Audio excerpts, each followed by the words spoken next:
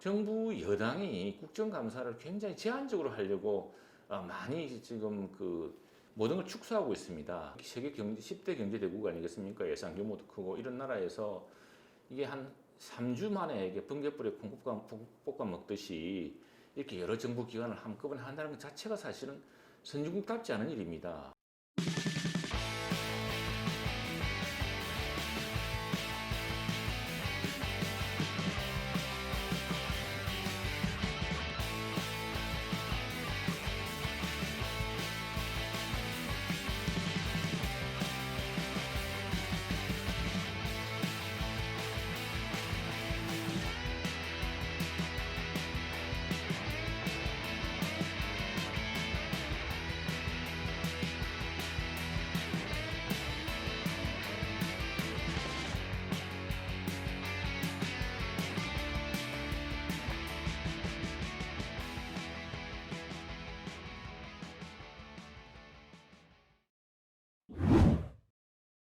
국정감사가 이번에 굉장히 한계가 많았습니다. 우선 전체 국정감사는 이제 중요한 헌법 기능이기 때문에 국회가 1년에 한 차례 정부의 모든 각 행정부처라든가 산하기관의 예산 집행 그리고 법률 진행 과정 또 실제로 민생을 제대로 보살피고 있는지 우리 정부의 그 미래를 위해서 우리나라의 미래를 위해서 제대로 정부가 기능하고 있는지 이런 걸 살펴보고 하는 것인데 뭐 국감에 늘 한계로 지적되어 왔습니다. 특히 이번에는 정부 여당이 국정감사를 굉장히 제한적으로 하려고 많이 지금 그 모든 걸 축소하고 있습니다. 그래서 정의만 하더라도 지난해 국감에는 한 250명이 정인이 이제 출석했는데 이번에 지금 합의가 안 되고 또 오겠다는 정인조차도 여당이 막아가지고 한 100명 정도, 150명 정도라고 합니다. 거기다가 자료 제출 거부 사태, 지연 사태, 또 불성실한 자료 이런 걸로 해서 사실은 국정감사 굉장히 한계에 부딪힌 상황입니다. 그런 과정에서도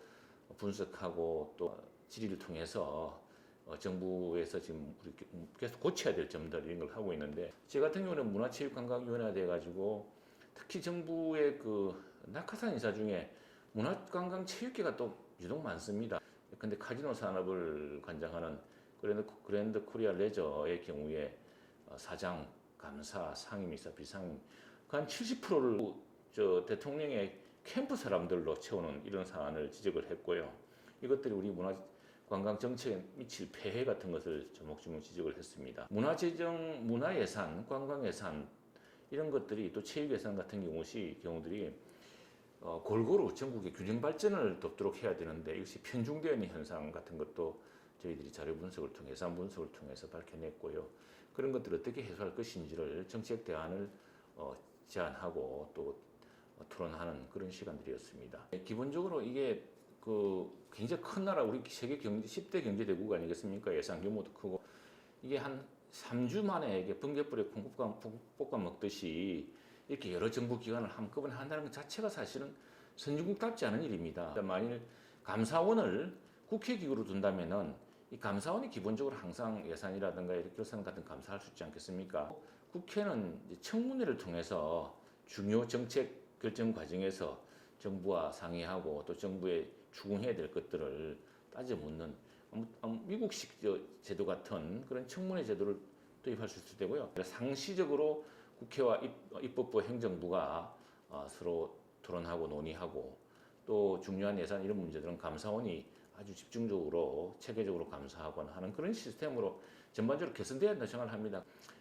여당이라든가 정부 입장에서는 전 국회 간섭을 지나치게 받을 것이라는 우려 때문에 지금 그 기피하고 있는 양상인데 그러나 국가의 미래를 생각하고 발전 방안을 생각한다면은 언젠가는 꼭 이루어져야 할 사안입니다. 감사원이 국회로 와서 그 전반적인 이 감사, 정부 정책 집행 과정이나 예산 집행 과정을 감사를 하고 또 국회는 각 상임위별로 또 소위별로 중요한 정책 현안을 항상 토론하고 논의하는 그런 상시적인 그 행정부와 입법부 간에 서로 견제와 감시 또 토론이 있어야 될 걸로 생각합니다. 언론인 출신으로서 국회의원 당선된 소감 한 말씀 해주시죠.